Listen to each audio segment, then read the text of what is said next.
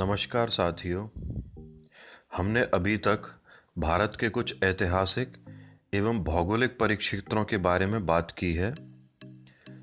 अगली कड़ी में हम भारत के कुछ अन्य भौगोलिक और ऐतिहासिक परिक्षेत्रों के बारे में बात करेंगे। इस कड़ी में सबसे पहला परिक्षेत्र है बुंदेलखंड।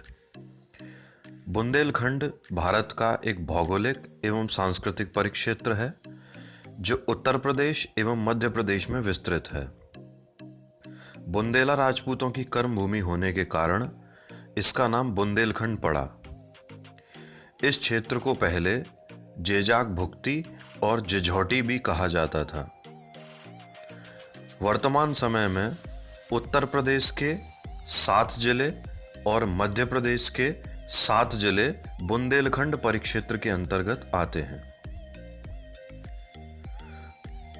उत्तर प्रदेश के 7 जिलों में झांसी, जालौन और ललितपुर जो कि झांसी डिवीजन से हैं, वहीं चित्रकूट, बांदा, हमीरपुर और महोबा जो कि चित्रकूट डिवीजन से हैं इत्यादि क्षेत्र आते हैं।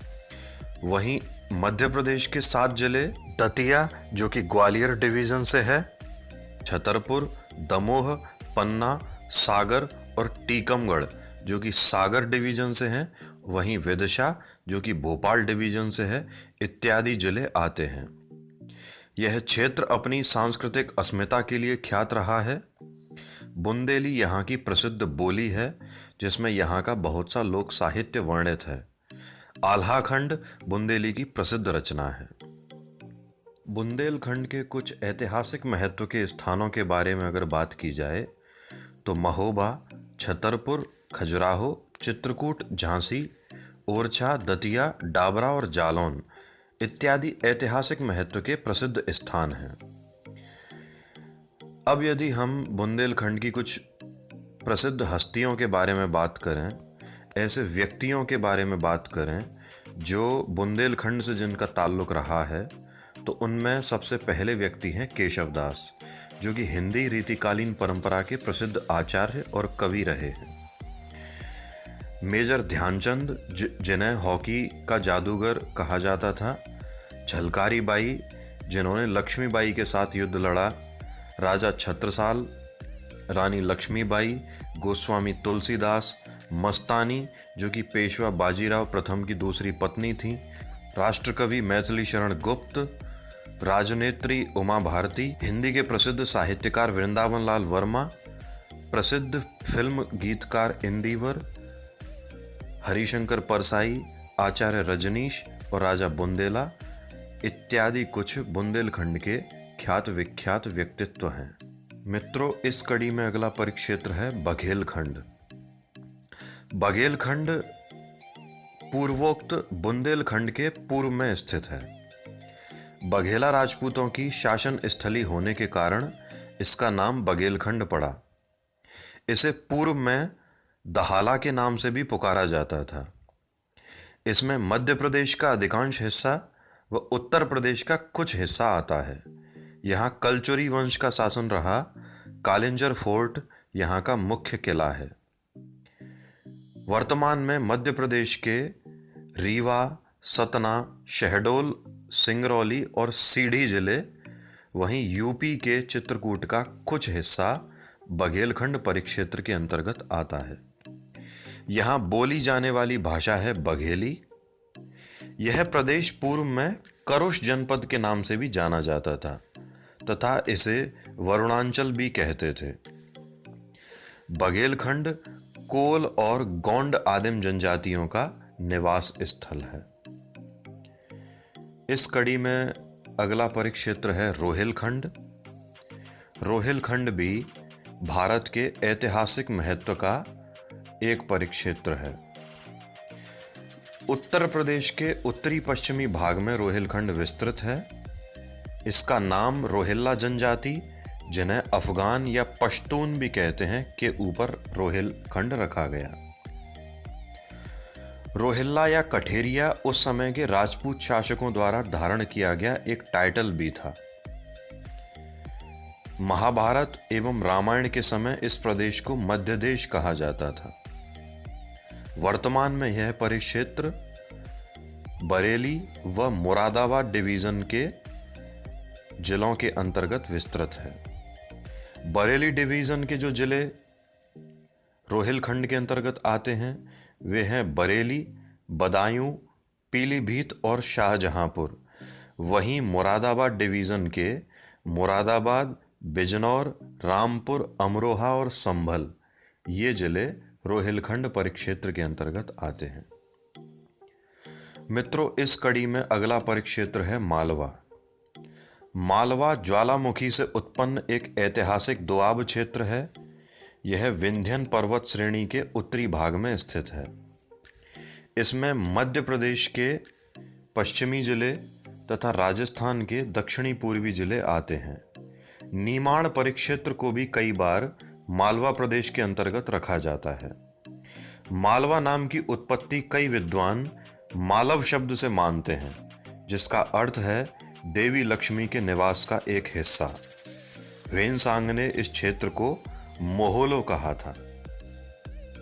मध्य प्रदेश के जो जिले मालवा के अंतर्गत आते हैं वे हैं आगर मालवा, देवास, धार, इंदौर, झाबुआ, मंदसौर, नीमच, राजगढ़, रतलाम, शाजापुर, उज्जैन तथा गुना एवं सीहोर जिले के कुछ भाग। वहीं राजस्थान का पूरा झालावाड़ जिला एवं कोटा, बांसवाड़ा, प्रतापगढ़ के कुछ भाग। मालवा परिक्षेत्र में मालवी भाषा बोली जाती है, जो राजस्थानी भाषा का एक हिस्सा मानी जाती है। मित्रों, इस कड़ी में अगला परिक्षेत्र है हालार। हालार गुजरात के सौराष्ट्र प्रायद्वीप पर कच्छ की खाड़ी के किनारे पर स्थित है। इस प्रदेश का नाम श्री हालाजी जडेजा के नाम पर रखा गया। हालाजी जडेजा राजपूत जामश्री रावलजी लखनजी के नवे पूर्वज थे। रावलजी लखनजी ने इस क्षेत्र की स्थापना की थी और इसका नामकरण अपने पूर्वज हालाजी के नाम पर हालार प्रदेश किया। इस प्रदेश के अंतर्गत वर्तमान क्षेत्र जो आते हैं वे हैं गुजरात के जामनगर, देवभूमि द्वारका, मोरबी और राजकोट जिले। मित्रों, इस कड़ी में अगला परिक्षेत्र है मेवात।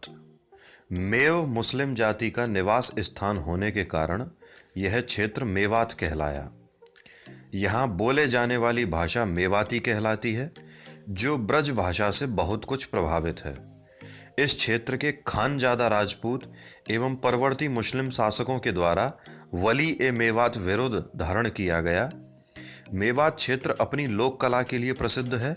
बम नृत्य, नौटंकी जैसे लोक नृत्य, नाट्य एवं नौबत नगाड़े, भपंग जैसे वाद्यों के नामी कलाकार मेवात क्षेत्र से ही हैं।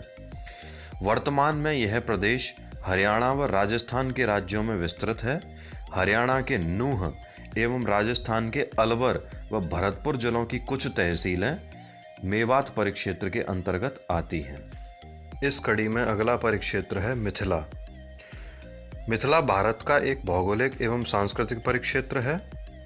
इसे पहले तिरहुत या तिरभुक्ति के नाम से भी पुकारा जाता था।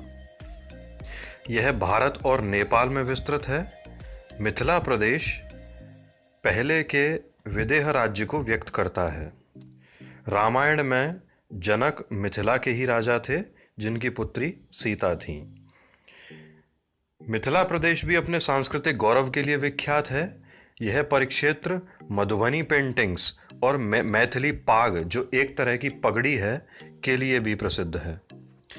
मिथिला प्रदेश की एक अनन्य विशेषता तिरहुत पंचांग है। यह सूर्य की गतियों पर आधारित एक विशेष कैलेंडर है। इसमें नववर्ष वैशाख माह की पहली तारीख को शुरू होता है। मिथिला परिक्षेत्र से संबंधित कुछ विख्यात व्यक्तित्व हैं रामधारी सिंह दिनकर, बीपी मंडल, सीके रावत, फणीश्वरनाथ रेणु, शाहनवाज हुसैन, मैथिली ठाकुर, शारदा सिन्हा, उदित नारायण, कीर्ति आजाद, विद्यापति, नागार्जुन, संजय मिश्रा, भावना कांत और गंगेश उपाध्याय। इनमें बीपी मंडल मंडल आयोग के अध्यक्ष रहे हैं, तो वहीं शारदा सिन्हा लोक गायिका हैं। Bhawana Kanth first female pilots of India में से एक रही हैं और गंगेश उपाध्याय 12वीं सदी के प्रमुख भारतीय गणितज्ञ रहे हैं। मिथिला प्रदेश में वर्तमान में तिरहुत, दरभंगा, कोसी, पूर्णिया, मुंगेर, भागलपुर और संथाल परगना बिहार राज्य के आदि जिले आते हैं।